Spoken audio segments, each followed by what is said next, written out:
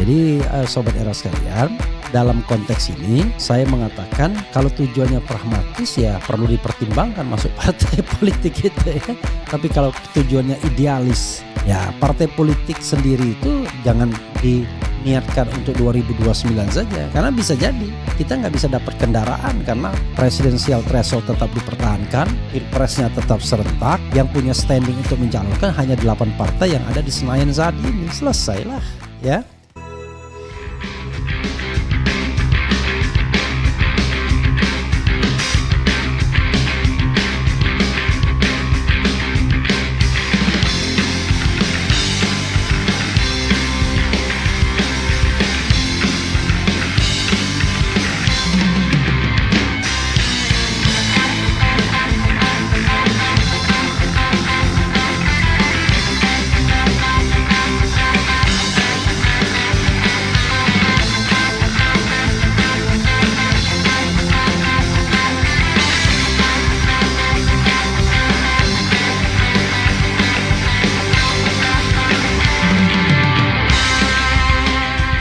Ini soal Anies Baswedan ya. Sudah lama kita tidak memberitakannya. Lagi ngapain Anies Baswedan sekarang ini. Tapi tentu orang bertanya-tanya gimana dengan rencana pembentukan partai politik dan atau ormasnya ya. Terakhir ada kecenderungan Anies nyinggung soal ormas. Kayaknya partai politik agak ngeper dia. I don't know exactly. Apakah dia masih berkeinginan membentuk partai politik atau itu hal yang ditangguhkan untuk waktu tidak terbatas? Apakah dia sedang bertaktik ria untuk membesut organisasi dulu, ormas dulu, mendekati rakyat baru kemudian dibom dengan partai politik? I don't know exactly ya. Because like I said and I'm not in inner circle ya. Jadi saudara sekalian, ini ada usulan ya, ketimbang bikin partai sendiri ya sudahlah gabung saja dengan Nasdem. And then the question is tentu why Nasdem ya, kenapa tidak partai yang lain? Nanti kita bacakan masukannya, pendapat yang disampaikan oleh seseorang ini. Oke, saya coba bacakan ya,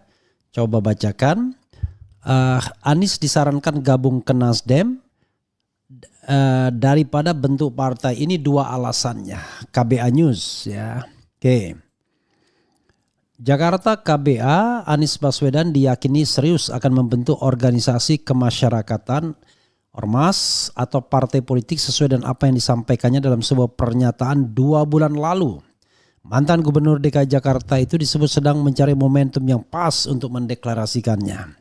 Saya kira Anies bukan tidak jadi membentuk ormas _ partai, tapi Anies menunggu momentum yang pas karena banyak hal yang harus dipertimbangkan dengan melihat situasi dan kondisi saat ini. Jelas aktivis senior yang juga akademisi Dr. Nurmadi Harsa Sumarta kepada KBA News ya. Kemudian sementara terkait kemungkinan membentuk partai ini, dia sendiri mengusulkan Anies Baswedan untuk tidak melakukannya. Menurutnya Anies lebih baik bergabung ke salah satu partai yang ada saat ini. Partai yang paling tepat untuk dimasuki mantan rektor Universitas Paramadina tersebut adalah Nasdem. Saya pikir lebih bagus Anies membesarkan Nasdem, ungkapnya. Alasannya pertama, Anies sudah memiliki kedekatan yang cukup lama dengan Nasdem. Satu ya. Mengingat dia merupakan salah satu deklarator ormas Nasdem sebelum akhirnya bertransformasi menjadi partai politik. Kebersamaan itu berlanjut di mana Nasdem menjadi salah satu pengusung Anies pada Pilpres 2024 kemarin. Saya kira internal Nasdem cukup menerima Anies dan saya kira Anies juga memahami ucap pentolan Forum Aksi Alumni Kampus Seluruh Indonesia yang juga pendukung Anies pada Pilpres 2024 kemarin ini. Kedua, garis politik Anies dan Nasdem saat ini masih bisa disebut sejalan. Karena tidak ada kader atau perwakilan Nasdem di pemerintahan Prabowo Gibran.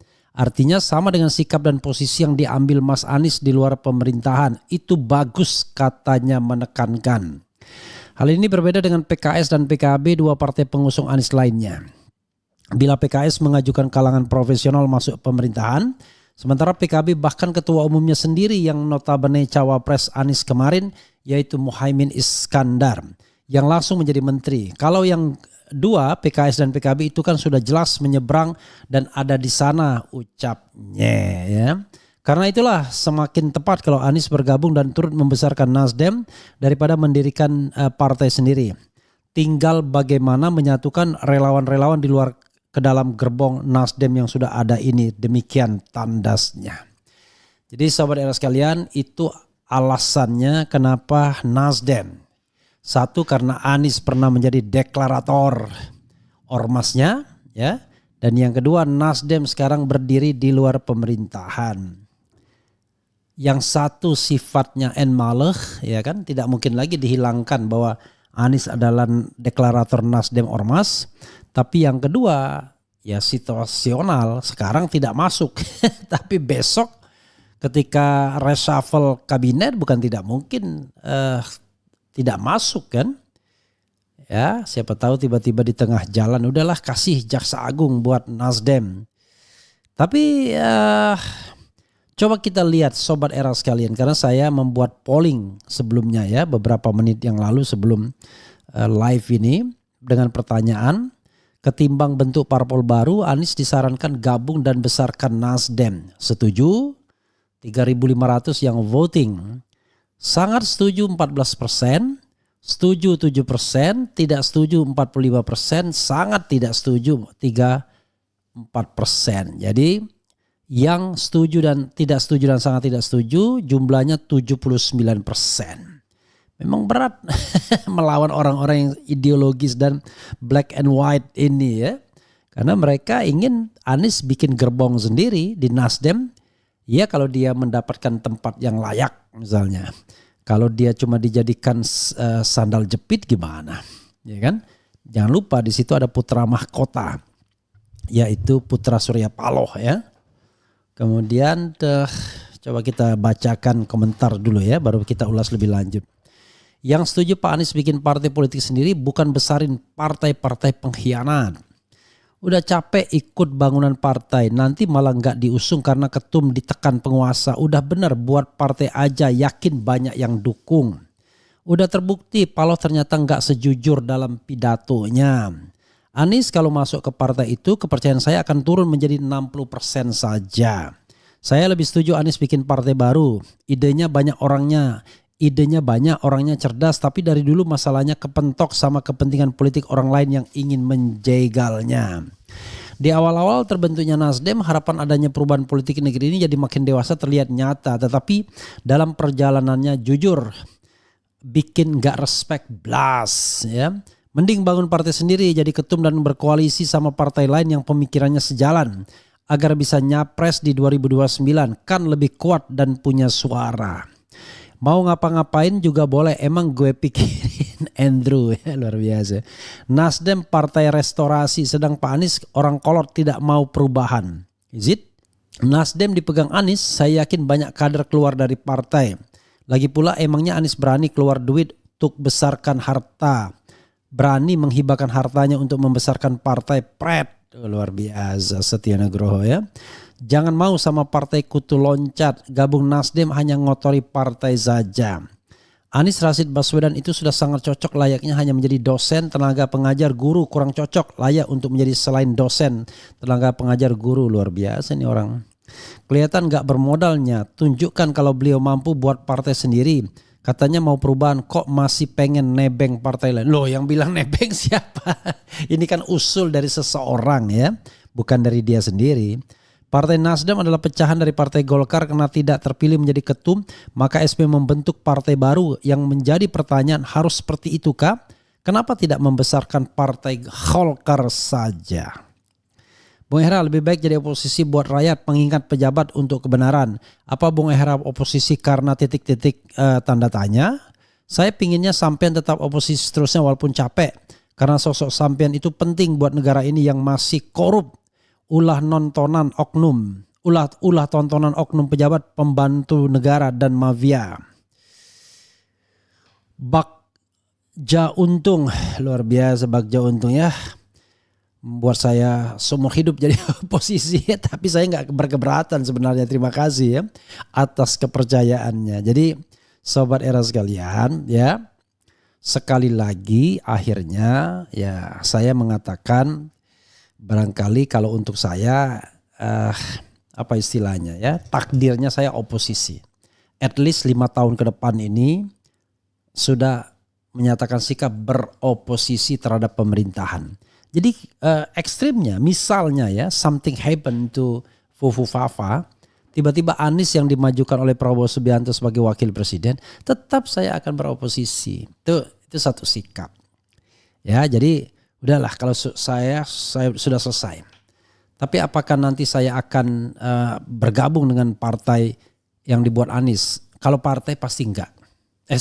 Kalau ormas yang dibuat pasti enggak. Rasanya ya, insya Allah kan nggak boleh kita bilang pasti tiba-tiba berubah. Tapi kalau untuk ini saya udah bilang saya insya Allah tidak akan masuk pemerintahan, itu sudah insya Allah ya. Kemudian kalau partai politik saya akan lihat ya. Karena saya mengatakan partai politik itu harus menjadi alat amar ma'ruf nahi mungkar, alat perjuangan. Bukan alat untuk mengangkat seseorang.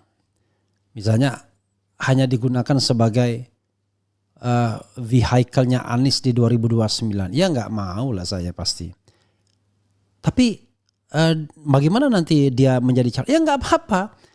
Kan intinya adalah kita itu bergerak itu dari hari ini. Dari hari ini posisi kita tuh apa? Ngapain kita mikirin 2029? Kita pikirkan hari ini dan ke depan. Sampai kapanpun kita hari ini ke depan kita melakukan sesuatu. Nah, kalau kemudian ternyata di antara kita yang terbaik Anies, ya Anies maju lagi. Tapi jangan dimatiin bahwa ada partai politik hanya untuk Anies. Ya sama aja nanti. Yang terjadi adalah feodalisme. Padahal saya menentang feodalisme partai politik. Jadi harus partai yang betul-betul kita bicara tentang kaderisasi, bicara tentang bagaimana merekrut orang-orang baik, bicara tentang keikhlasan dan lain sebagainya.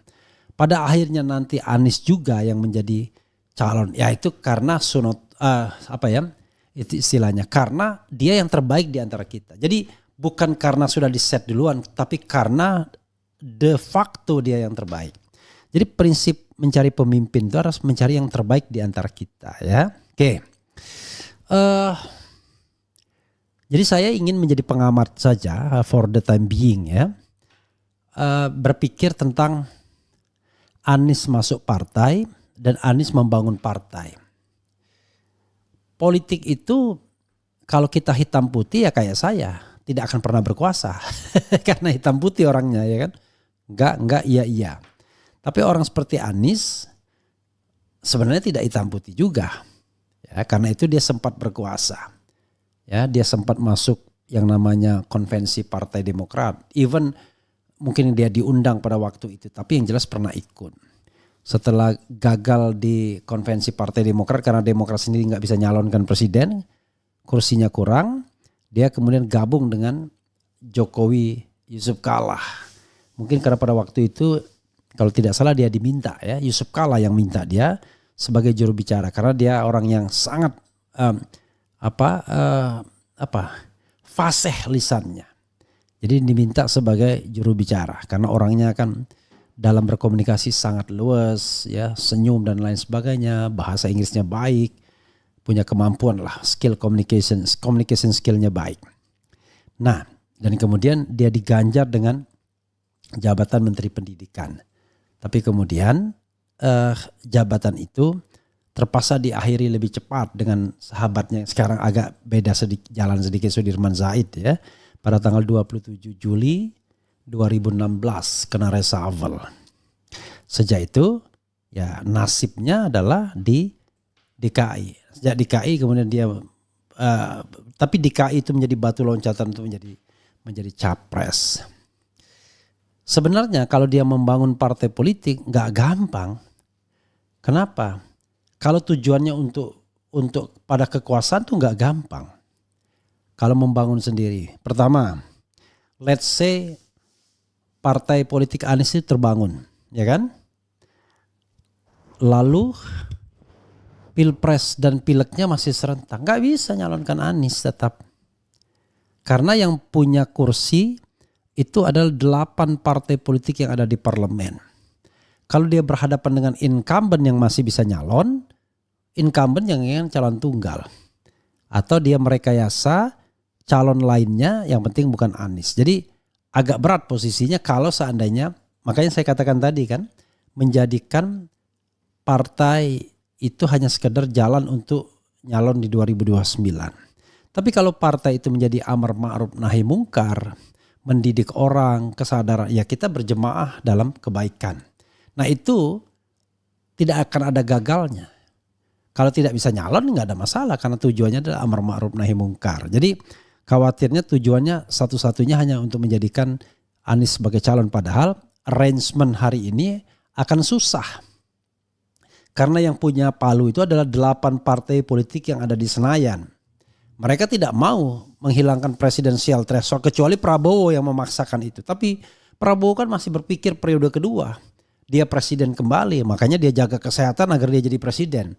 Sehingga dia akan pelihara yang namanya unfairness di dalam demokrasi Indonesia itu.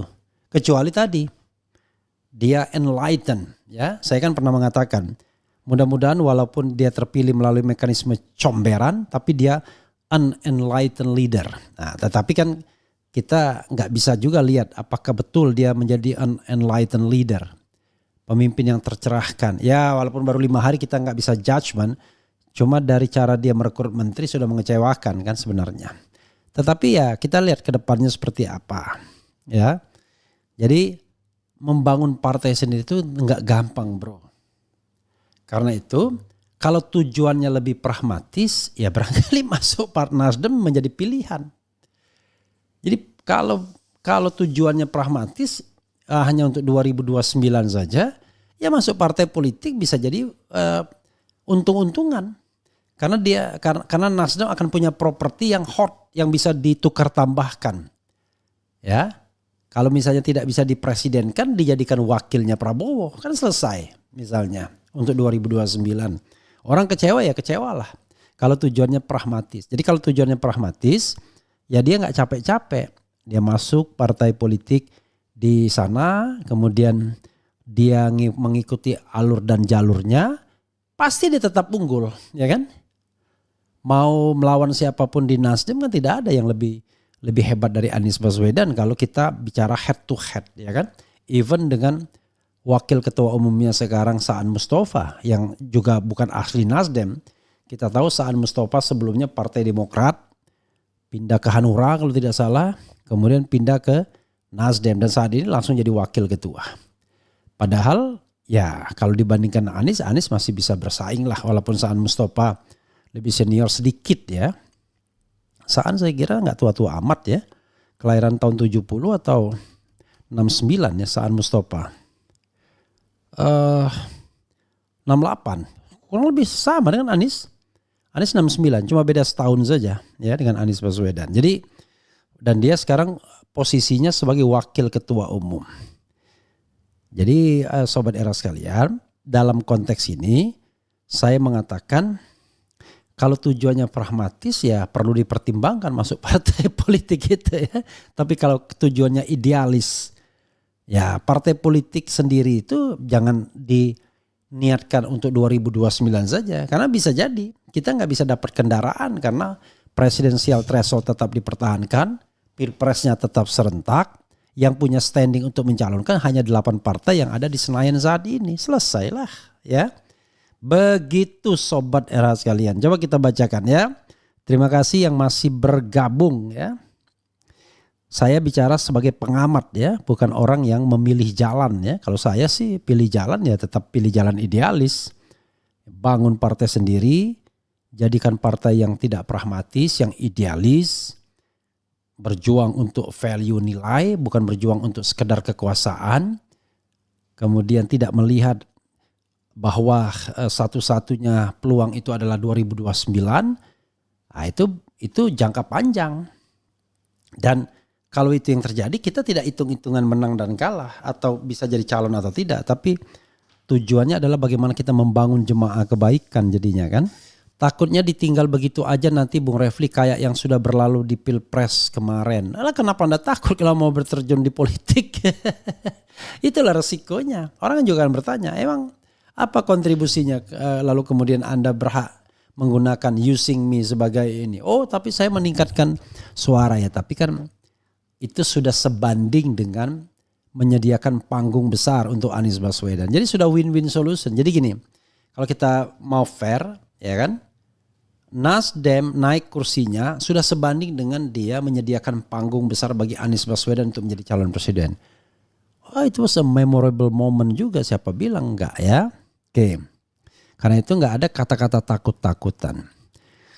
Jangan bergabung dengan si brewok, dia tak istiqomah. Nah, itu juga soal penting ya. Karena begitu saya mengkritik 20 Maret dia mengucapkan selamat. Alhamdulillah sampai sekarang gak pernah lagi diundang di Metro TV ya. Ya itu resiko saya. 2018 kritik Jokowi gak pernah diundang. Begitu jadi tim Anies diundang sedikit lah. Lumayan mulai diundang ya kan. Begitu mengkritik Surya Paloh di 20 Maret karena mengucapkan selamat padahal masih ada MK, sudah mulai tenggelam lagi. Kalau mentalnya begitu ya susah juga, namanya tidak bisa menerima perbedaan pendapat. Apakah itu perintah Surya Paloh ataukah itu karena carmuk cari muka bawahannya, I don't know exactly ya, it is not my business. Makanya saya bilang from the beginning saya membuat channel ini memang untuk tidak dipengaruhi orang lain. Saya ingin bersuara sesuai dengan apa yang saya ingin katakan tanpa harus berpikir bahwa saya nanti takut ini takut itu. Terlalu ribet ya. Karena itu saya kritik aja, ya kan? Nah, sekarang Nasdem tidak gabung dengan pemerintahan, nanti akan saya lihat ya. Apakah ini karena value genuine atau karena keinginannya tidak dipenuhi oleh Prabowo atau bagaimana, atau ada deal lain di luar urusan politik, nanti akan kita lihat. Karena saya belum sempat membuat dan mengkajinya ya.